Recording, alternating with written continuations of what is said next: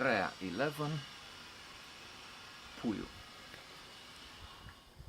Puiu was the nickname of my father. He was called Aurel, but everybody called him Puiu, like something like the little one. And indeed, he was throughout his life the Puiu, the baby of his mother, whom he called every day. He had a few habits, um, which, in retrospect, sound extraordinary to me, at least. This idea of calling his mother every day for 40 years or so. Well, he died when he was 49, so he didn't start at the age of 9, but nevertheless, many years, decades, which I didn't. For quite a few years, I was in a fight with my mother, but that's for later.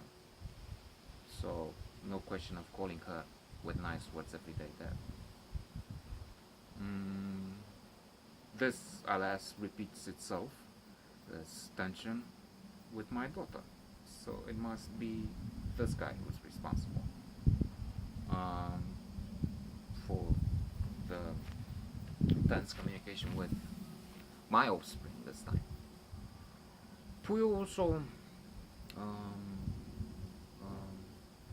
prayed every evening, which is sensational again. Not so much in itself. People do pray, and that's normal for, I don't know, 2 billion on this planet, more maybe. But in his context, I mean, he was mostly a liberal man. I mean, that's what I'm trying to say. So we're not talking about a Christian Habotnik doing this, like people with hats and this, long sideburns do with the Wailing Wall in Jerusalem or something, or other who are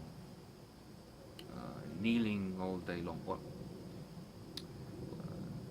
at least every day, and no. Actually, if I think about it, he lived his life not in contradiction with the faith. But anyway, except for the evening, when whatever happened, he was, it took 5 minutes through it. He was just saying Our Father. But still, that made it as unique and exotic. Because all day he would smoke and drink.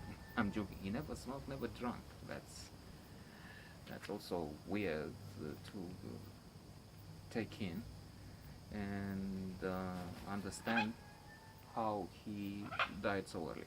Well, he was sick for many years. He had a hepatitis, which he contracted in the army, I think, and he has been with him, and got worse and worse. So he, at the age of about 42, 3, was going downhill. He was starting with all kinds of treatment. He got not fat. He had this, which I understand is specific to the disease, this big belly filled with, I don't know, water or liquids, secretions from there, or whatever. And that was bad, because he was altogether a nice guy.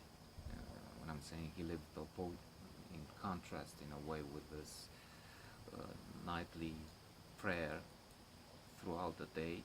I don't mean, as he didn't drink, he didn't smoke. As I said, that was just a joke. And he didn't other things. He was a womanizer.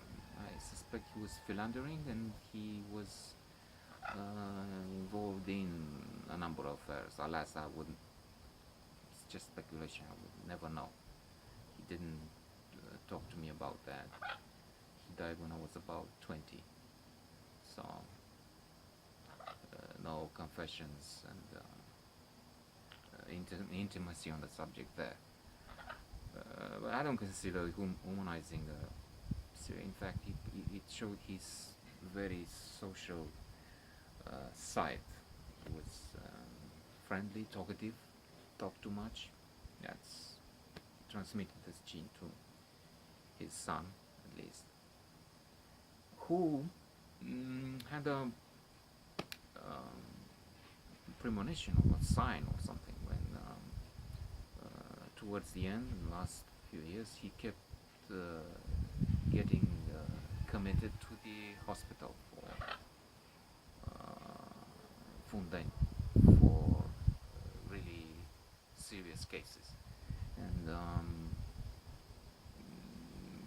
one day I was coming from practice with geology. We went all over the country, search for rocks and fossils. And this time I think it was Câmpina.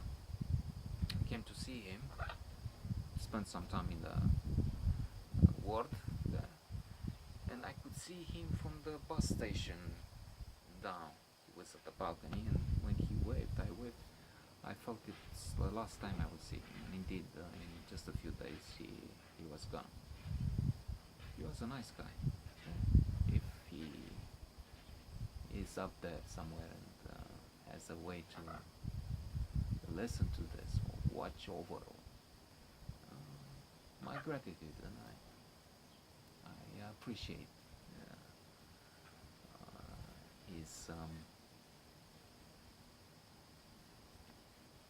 his being my father, and I wish we could get to know each other better. And I didn't know,